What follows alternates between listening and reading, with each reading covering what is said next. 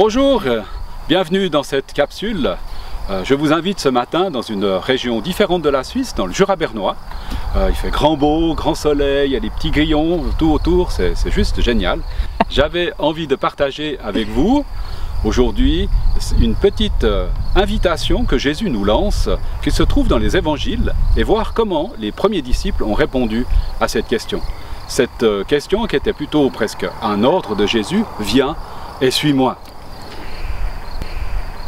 Qu'est-ce qui a attiré ces humains, comme vous et moi, à tout abandonner pour suivre ce Jésus, pour suivre cet inconnu dans la rue, comme j'allais dire, comme je voulais dire. Ces gens qui étaient aussi dans des questions comme nous sommes aujourd'hui, des besoins financiers, qui avaient une famille, qui avaient un travail probablement, et puis tout d'un coup ils ont tout laissé pour suivre pendant 3 ans cet inconnu au début qui était Jésus. Alors, dans le contexte de l'époque, ils n'avaient pas le coronavirus comme nous l'avons ces jours, mais ils avaient l'envahisseur romain qui avait conquis les territoires, et puis ils étaient sous domination romaine et qui n'était pas toujours très facile à vivre. Ce qui a attiré ces hommes et ces femmes à suivre Jésus, qu'est-ce que c'était? Est-ce que c'était sa richesse, la richesse de Jésus, ou sa sagesse, ou son humour, ou son autorité, sa passion, son amour, sa puissance, ou encore sa bonté, ou sa philosophie?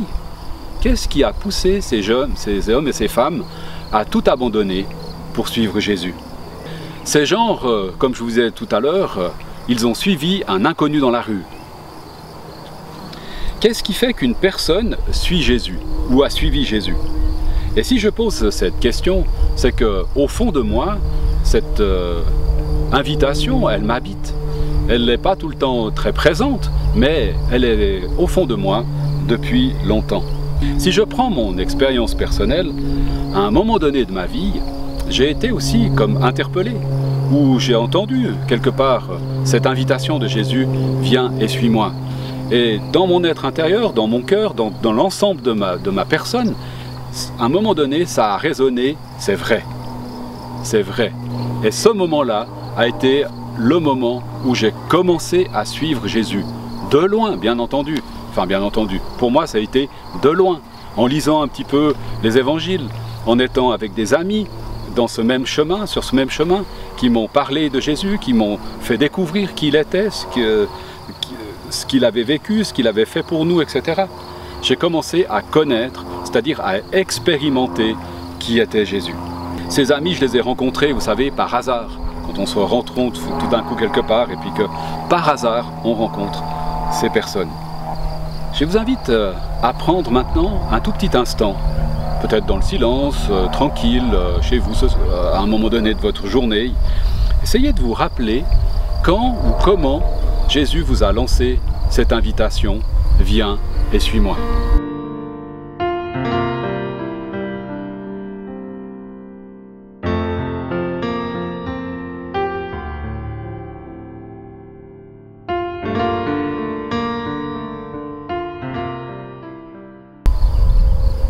Mais peut-être qu'il ne l'a pas encore fait, peut-être que tu n'as jamais eu cette impression que Jésus t'invitait à le suivre.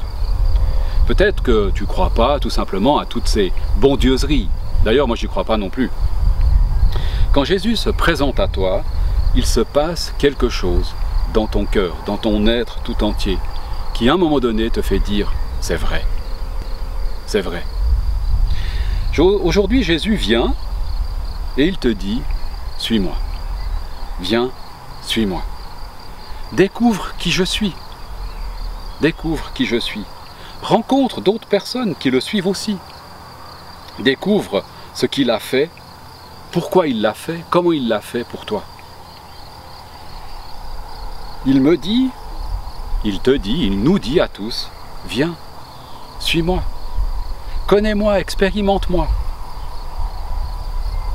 Et dans cette expérience, au fond de toi, dans ton cœur, dans ton être tout entier, tu vas réaliser une chose, c'est que c'est vrai. Avec Jésus, c'est un chemin.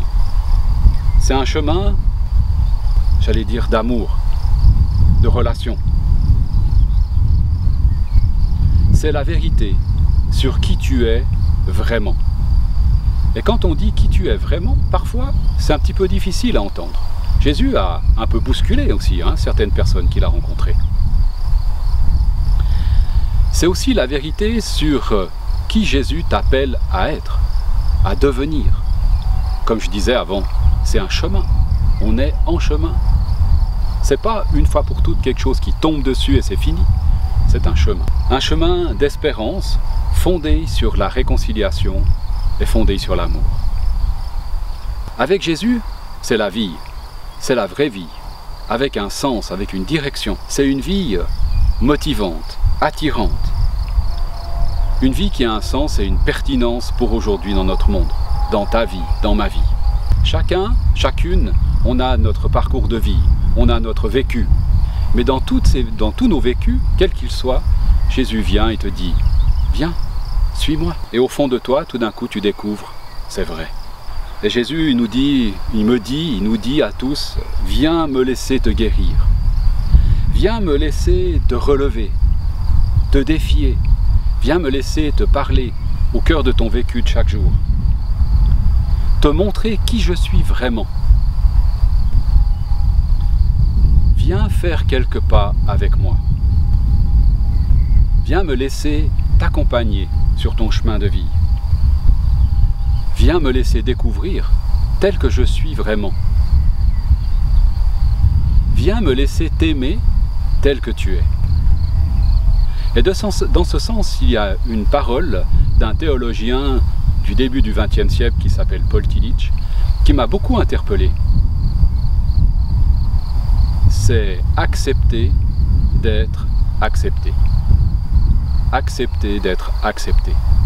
Jésus qui te dit « Viens et suis-moi », c'est accepter d'être accepté tel que je suis, sans rien changer. Une personne voulue, aimée par Dieu.